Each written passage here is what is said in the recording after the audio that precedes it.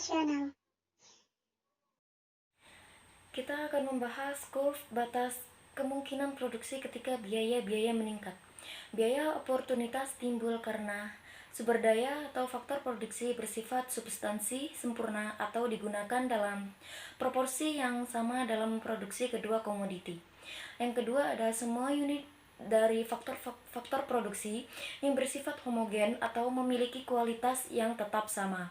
Peningkatan biaya oportunitas menandakan bahwa negara yang bersangkutan harus mengorbankan lebih banyak komoditi tertentu demi memperoleh sumber daya tambahan yang memadai untuk menghasilkan suatu unit tambahan komoditi lain.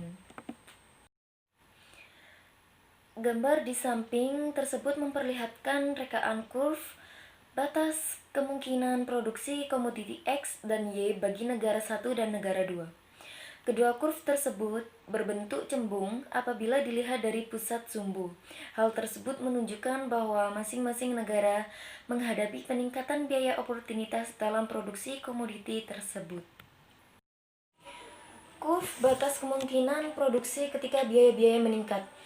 Grafik tersebut memperlihatkan rekaan kurva batas kemungkinan produksi komoditi X dan Y bagi negara 1 dan negara 2. Kedua kurva BKP tersebut berbentuk cembung apabila dilihat dari pusat sumbu. Hal tersebut menunjukkan bahwa masing-masing negara menghadapi peningkatan biaya oportunitas dalam produksi kedua komoditi tersebut. Misalkan, negara A ingin memproduksi lebih banyak komoditi X, dan ini dimulai dari titik A kurva BKP-nya. Karena pada titik A tersebut negara satu sudah mengerahkan segenap sumber daya produktifnya termasuk dengan memproduksi komoditi X. Maka pada titik itu akan mendapatkan produksi X secara maksimal dengan mengorbankan seluruh produksi untuk komoditi Y. Dan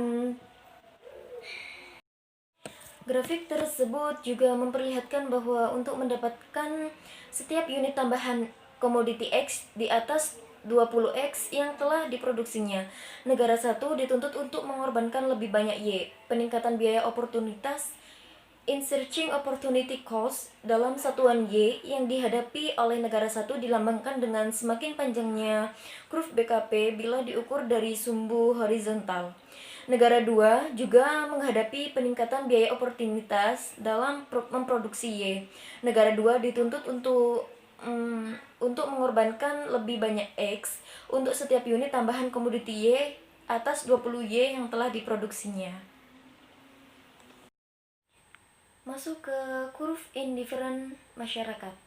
Grafik tersebut menunjukkan bentuk kumpulan kurva indifferent bagi setiap negara berbeda karena masih berpegang pada perhitungan bahwa selera konsumen atau preferensi permintaan di kedua negara tersebut juga saling berlainan.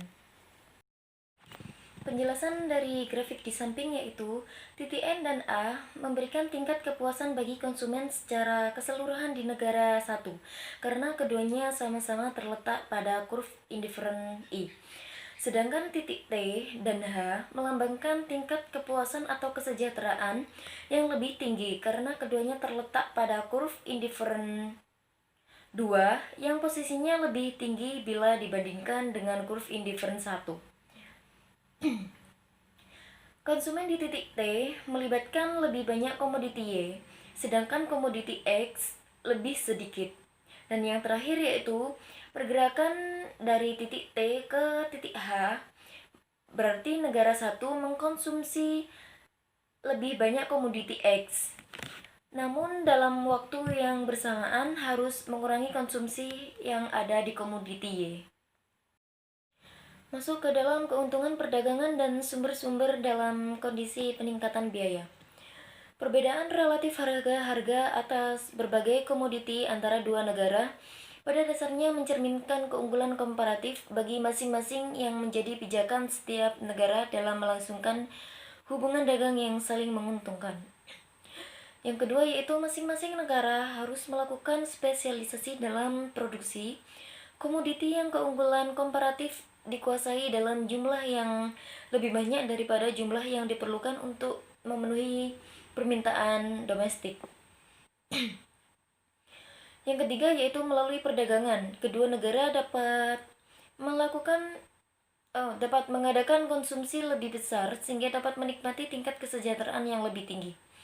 Yang keempat yaitu setelah perdagangan berlangsung, masing-masing negara akan terlibat dan terdorong untuk melakukan spesialisasi dalam produksi komoditi yang keunggulan komparatifnya dikuasai. Sejak saat itu negara-negara akan menghadapi hukum peningkatan biaya oportunitas. Dan yang kelima yaitu spesialisasi dalam produksi akan terus berlangsung sampai harga-harga relatif komoditi di kedua negara sama besarnya pada suatu tingkat tertentu di mana perdagangan akan benar-benar seimbang.